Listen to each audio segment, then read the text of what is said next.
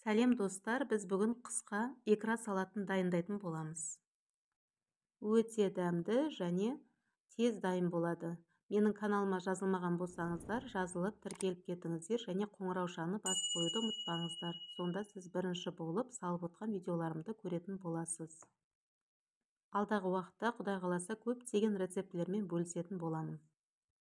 Жіберіп алмаңыздар. Бізге керегі өздеріңіз видеода көріп отырғандай қызанақ, болгар бұрышы, сәбіз және сарымсақ керек.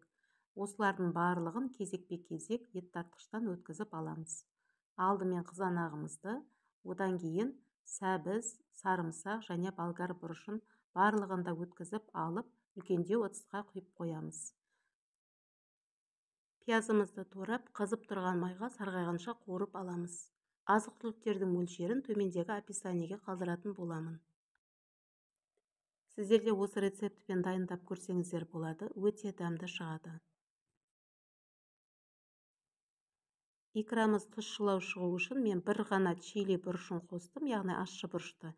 Егер сіз ащылау болғанын қаласаңыз, 4-5 данасын қоссаңыз болады. Кастрөлімізге майымызды құйып, қызып тұрған майға пиязымызды сарғайғанша қуырып аламыз. Пиязымызды әдемілеп сарғайтып қуырдық.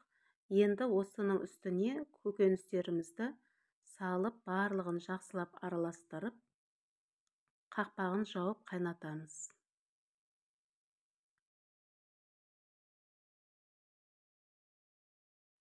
Арасында араластырып тұруды ұмыт кетпеңіздер. Міне осылай қайнайды. Араластырып, қайтадан қақпағын жауып қоясыздар. Салатымыз 30-40 минутта дайын болады. Бұл аралықта біз банкілерімізді жуып, тазалап, қақпағын және банкілерді стерилдеп аламыз.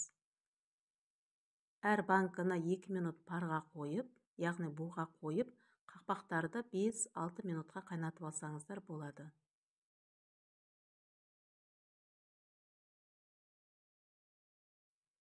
Жуылған банкілерді мантабаркеге булап алсаңыздар да болады.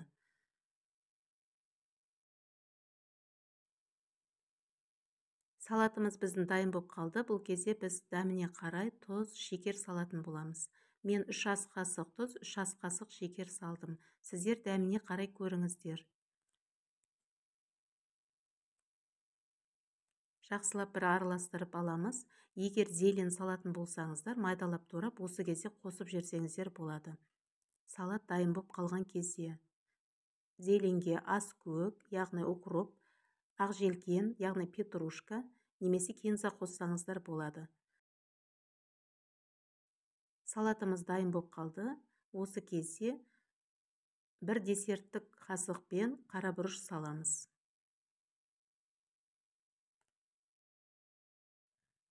Немесе дәмінде қарай бір шай қасық қара түйір бұрыш қоссаңыздар болады.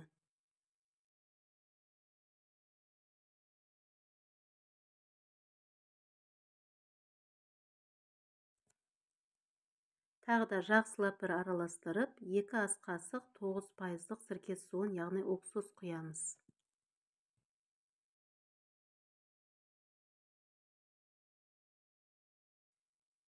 Біздің салатымыз да дайын болып қалды. Ендігі кезекте тазаланып жуылған стерилденген банкілерімізге салаттарымызды құйып, қақпақпен әдемілеп жауып қоямыз. Назар аударғандарыңызға рахмет. Сіздер де осы рецептпен дайындап көріңіздер. Ұнаса лайк басыңыздар. Тіркелмеген кісілер болса, тіркеліп қоюды ұмытпаңыздар. 700 миллиграммдық банкіден менде 8 банкі шықты. Егер сіздерде 1 литрлік банкі болса, 6-7 банкіні жуып, тазалап, стерилдеп қойсаңыздар болады.